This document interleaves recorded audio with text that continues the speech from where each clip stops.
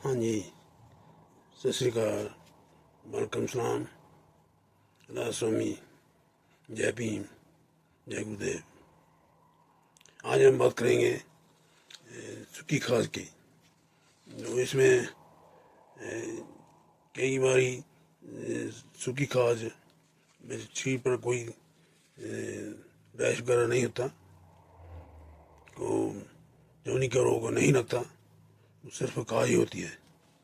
उसको हमको लाइटली नहीं लेना चाहिए। तो कभी कभी जब 6 हफ्ते से ज़्यादा हो जाए तो उसके ऊपर गौर करना चाहिए। तो कई बार अंदरूनी बीमारी होती है, वो कई साल बाद आती है, वो उसका भी सिम्टम हो सकता है, उसकी नामत हो सकती है। और कौन कौन सी बीमारियां हैं जो पहले सिर्फ खाद ही होती है, वो हमारी बाद में आती है। वो नंबर 1 मैस्टोसाइटोसिस बीमारी होती है। उसमें आप के साथ में फ्लशिंग भी होती है, पसीना यकदम आ जाना, वो क्रैम्पिंग होनी, मसल क्रैम्प्स। तो उसके साथ कई बार डायरिया भी होता है। तो इसको ब्लड टेस्ट होता है, उससे पता चल जाता है। ब्लड टेस्ट का नाम है इम्यूनोकैप ट्रिप्टेज, TRYPTASE, ट्रिप्टेज। वो उसका लेवल यदि 20 से ज़्यादा हो तो वो उससे डायग्नोज हो जाता है वो। तो फिर दूसरे नंबर पर है मल्टीपल मायलोमा। तो इससे कैल्शियम वगैरह बढ़ जाते हैं। तो उसका कई बार शुरू में और कोई सिम्टम नहीं होता, अकेला सूखी खांसी होती है, वो ब्लड टेस्ट करने से पता चल जाएगा। तो एक बीमारी होती है तीसरे नंबर पर ड्रामेटोमायोसाइटिस। तो इसमें मसल की वीकनेस भी होती है, पर पहले कई कई लोगों को वीकनेस नहीं आती, अकेले सूखी खांसी होती है। वो वीकनेस मसल की 4-5 साल बाद आती है। तो पहले कई बार उसका सीके ब्लड टेस्ट है, क्रेटिन काइनेज, वो चेक करेंगे तो कई बार ज़्यादा आएगा। फिर और चौथे नंबर पर हमारी होती है कुटेनियस एमाइलोइडोसिस। एमाइलोइडोसिस एक तरह की प्रोटीन होती है, वो जमा होने लगती है शरीर में, अलग अलग अंगों में। वो चमड़ी में जमा हो जाए तो उसको हम चमड़ी के एमाइलोइडोसिस बोलते हैं। तो वो भी पहले कई बार पहले और क्वेश्चन में नहीं आते, सूखी खांसी होती है। तो और हमारी होती है स्क्लेरोडर्मा, वो जोड़ों की बीमारी होती है। तो ऑटोम्यून एंटीबॉडीज बनने लगती है इम्यून सिस्टम के खराब होने से, तो वो चमड़ी को अटैक करने लगती है। तो उसमें और भी सिम्टम होते हैं। तो चमड़ी ज़्यादा सख्त होने लगती है।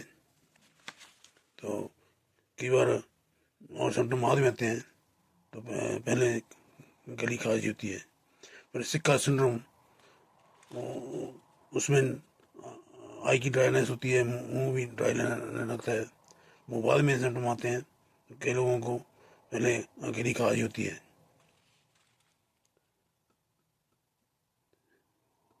तो कई बार जनेऊ होता है, होने के बाद दर्द रहने लगती है।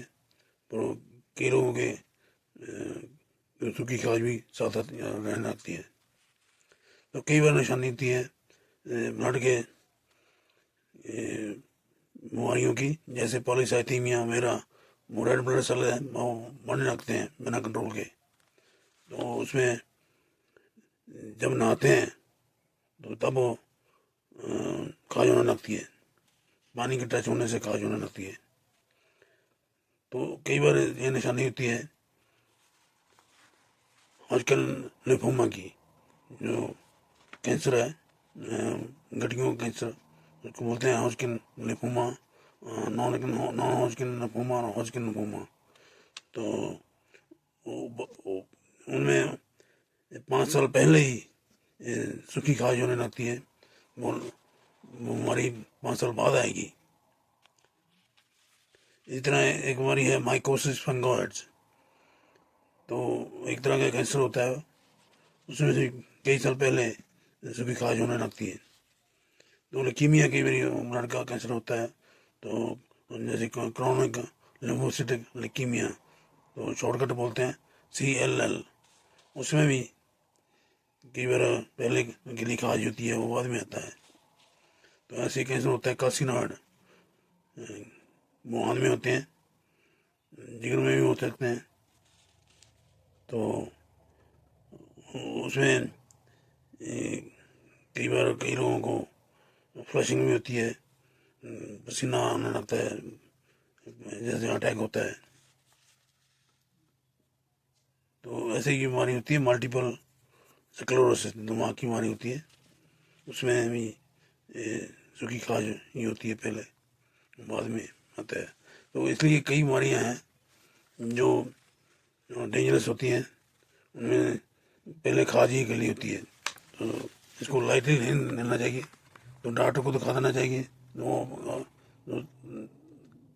यदि सिम्टम पहले ना हो, बाद में आए, तो डॉक्टर आपको 5-6 महीने के बाद चेक कर लेगा, टेस्ट वगैरह करने हैं वो कर लेगा, ताकि जल्दी बीमारी को पता चल सके, तो उसका इलाज हो सके।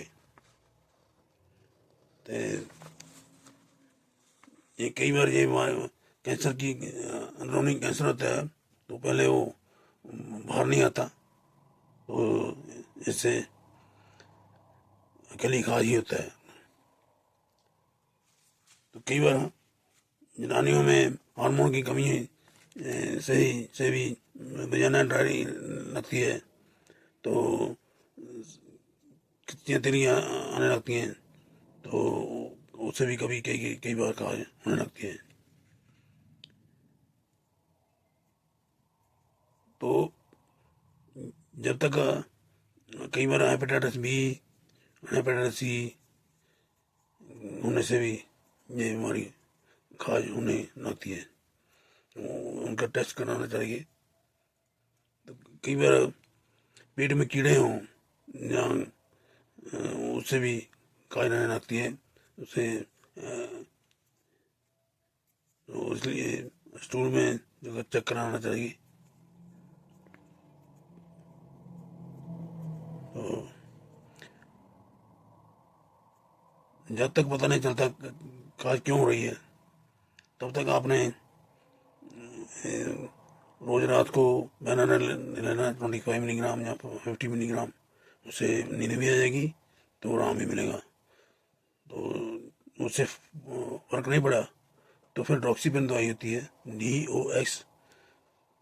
DOXEPIN डॉक्सीपेन, वो 20 मिलीग्राम ले लेनी है रात को सोने वक्त, उससे फर्क पड़ जाएगा।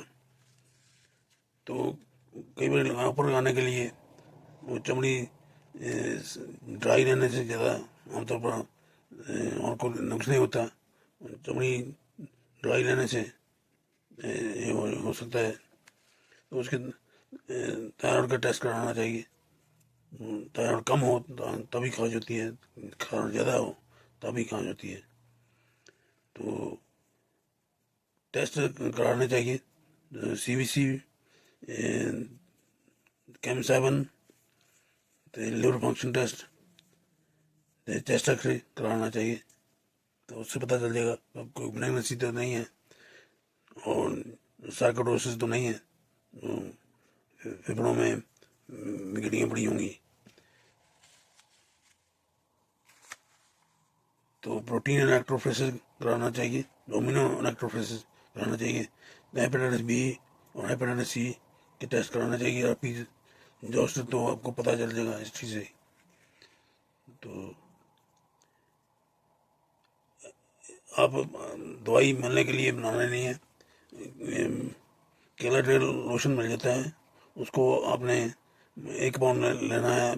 पेट्रोलियम जेली, पेट्रोलियम ऑइंटमेंट लेनी है 1 पाउंड।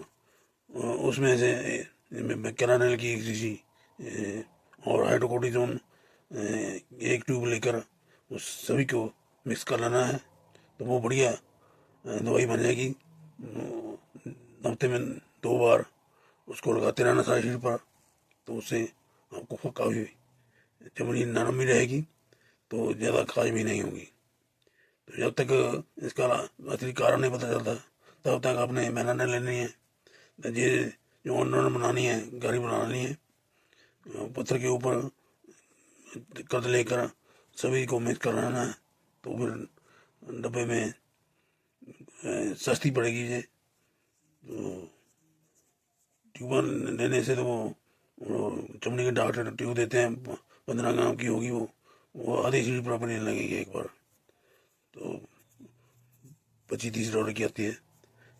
तो उससे बेहतर है कि अपना 1 पाउंड पेट्रोलियम ऑर्नामेंट केमिस्ट ले आए, तो कलर की शीशी ले आए एक, तो और हाइड्रोकोर्टिजोन की 1 ट्यूब लेने, तो इन तीनों को चीज मिक्स कराना, तो इसको हफ्ते में 2 बार आते रहना। तो खाने को बेनानेल 25 मिलीग्राम या 50 मिलीग्राम, 25 से नहीं नाम आता तो 50 मिलीग्राम लेने। तो यदि उससे भी ना होती है खाज, फर्क नहीं पड़ता, तो डॉक्सीपिन लेने, तो उससे फर्क पड़ जाएगा, तो उससे नींद भी आ जाएगी, नींद दोनों से आ जाएगी, तो खाज भी कम होगी। तो डॉक्सीपिन सबसे इम्पोर्टेंट दवाई है खांस के लिए, तो उससे आराम आ जाएगा। तो डॉक्टर को अपने दिखाते रहना है 6 महीने के बाद, तो चेकअप कराते रहना है। कोई बीमारी यदि सामने आए तो उसको डॉक्टर को पता चल जाएगा, तो वो टेस्ट करने से को खतरनाक बीमारी है तो उसका इलाज जल्दी हो सकता है। आपने ये आगे भी शेयर कर लेना है, तो सभी का ज्ञान बढ़ सके, तो सभी को फायदा हो सके। तो इतना इस वीडियो में, आगे फिर करेंगे बात। वेलकम सलाम, जय भीम, जय गुरुदेव, राधा स्वामी, वाहिगुरु का खालसा, वाहिगुरु की फतेह।